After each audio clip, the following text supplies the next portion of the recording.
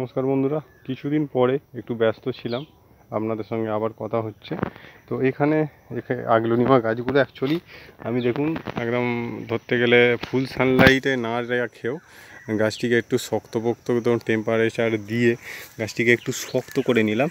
দেখুন পাতাও একটু আলাদা টাইপের কালার চলে এসেছে এবং গাছগুলো অনেকটা মজবুত হয়ে গেছে। এইটার কারণ, এই যে আমি এই পদ্ধতিটা করেছি এর কারণ হলো গাছটিকে অ্যাকচুয়ালি একটু শক্ত করে নেওয়া হচ্ছে, যেহেতু এবারে আমরা গাছটাকে আবার কাটিং করব।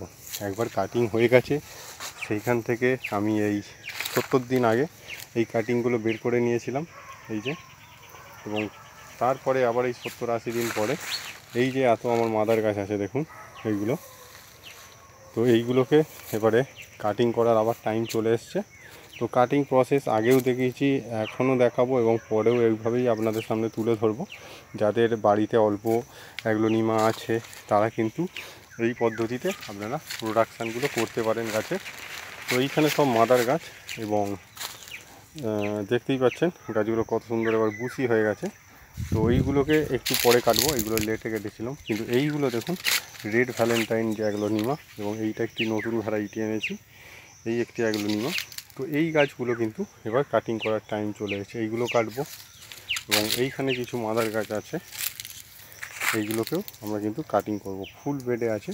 তো এইখানে আপনাদের একটা ওভারলুক একটা দেখাচ্ছি, ওভারভিউটা। এখানে কিছু রেড ভ্যালেন্টাইন, এখানেও সেগুলো কাটার মতো হয়ে গেছে। এখানে দেখুন এইগুলো ম্যাসেঞ্জার, যেগুলো ড্রেসিনা গ্রুপের একটি গাছ, তো এইগুলোও কাটতে হবে। এই কাটিংগুলো আপনাদের সামনে তুলে ধরবো। এইখানে আপনারা দেখতে পাচ্ছেন যে এই একটি অ্যাগ্লোনিমা, কতটা বুশি গাছ, এই 3টে কাটিং পাওয়া যাবে।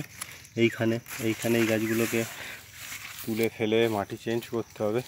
তো এই গাছগুলো এখানে 2500 গাছ, এবং এক একটি পটে 2-3টে করেও আছে। এবং কাটিং করার উদ্দেশ্য হচ্ছে এই যে গাছগুলো এতটা বড় হয়ে গেছে এবং নতুন পাশ থেকে এই যে অফশুটস বেরোচ্ছে এখান থেকে, এবার যদি আমি কাটিং করে নিই আরও 4-5টি কিন্তু বেরোবে। তো এই গাছগুলোকে আবার ভালো করে গ্রো করানোর জন্য, বড় করার জন্য এবং বুশি করার জন্য এই পদ্ধতিটা আমরা নার্সারিতে অবলম্বন করি। তো এই গাছটিকে যদি আমি কাটি, আপনাদের দেখাই একটা ওভারভিউ এখান থেকে। তো এইখানে যদি দেখেন 2500-এর মতো গাছ আছে এবং সেই দূর পর্যন্ত, এখানে 2500 আমার মাদার গাছ আছে। এটাকে কাটলেই আমার মোটামুটি 2500 প্লাস হচ্ছে আরও 1000, ধরুন 3500 কাটিং বেরোবে, কেননা এক একটিতে দেখলেন 2-3টে করে আছে। এবং এইগুলোকে আমি কাটিং করে নেওয়ার পরে যে জায়গাতে রাখবো সেইটি হচ্ছে এইখানে। কিছু কাটিং চলছে, দেখুন কিছু লিপস্টিকের কাটিং দেওয়া হয়ে গেছে, এখানেও কিছু কাটিং দেওয়া আছে। এবং একটি সুন্দর করে আমি সেট করছি, এখানে বাঁশারে সব কিনেছি। এখন সিমেন্টের প্লেট দিয়ে করতে গেলে বা লোহার অ্যাঙ্গেল দিয়ে করতে গেলে অনেক খরচা, তো অতটা এখন বাজেট করা যাবে না। এখানেও কিছু মাদার গাছ আপনাদের দেখাই, দেখুন এখানে মাদার গাছ আছে, এইখানে মাদার গাছ আছে। তো 3000-এর কাছাকাছি। এবং অল্প খরচার মধ্যে কীভাবে অ্যাগ্লোনিমা সেট করবেন সেইটা হচ্ছে এইটার উদাহরণ। দেখুন এইটা আমার 18 ফুট প্লাস, মানে আরও দু সাইডে একটু বাড়ানো আছে, মানে 20 ফুট প্লাস 40 ফুট, 20x40, মানে 20 ফুট হচ্ছে আপনার এই যে চওড়াটা, এবং লম্বাটা হচ্ছে আপনার 40 ফুট।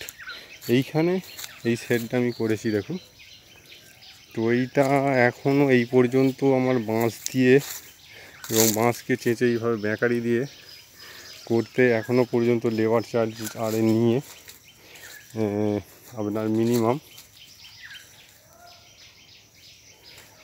8000 টাকার মতো খরচা হয়েছে। এরপরে এবার পলিথিন এবং গ্রিন নেটটা, সিল পলি এবং গ্রিন নেটটা দিতে হবে। তো ওইটা আনুমানুক ধরুন 5,500 টাকার মতো পড়বে। তো আপনার 8-5 13,000 টাকার মতো খরচা পড়বে এই ধরনের একটা সেট বানাতে বাঁশের। এবং খুব যে একদম সেট তা নয়, এগুলো মোটামুটি মজবুত আছে। এবার কিছু সাপোর্ট বা পাশ থেকে দেবো। এর মধ্যে আমার মোটামুটি করে যদি আমি 4 ইঞ্চি প্যাকেটের গাছ রাখি তো 1000-এর মতন আমার গাছ এখানে বসবে। 1000 গাছ আপনি যদি 100 টাকা করে বিক্রি করেন তো 1 লাখ টাকা,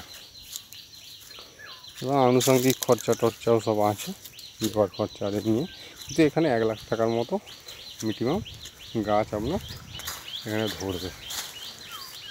তো দেখতেই পাচ্ছেন শেডটি কেমন, আপনারা কমেন্ট করে জানাবেন। এই হচ্ছে শেডটি বানিয়েছি, এবং এখানে এবার পরিষ্কার করে চারিদিক দিয়ে ড্রেন করব। একদম স্টেপ বাই স্টেপ আপনাকে প্রসেস আপনাদের সামনে তুলে ধরবো। আজকের মতো শেষ করছি, নমস্কার।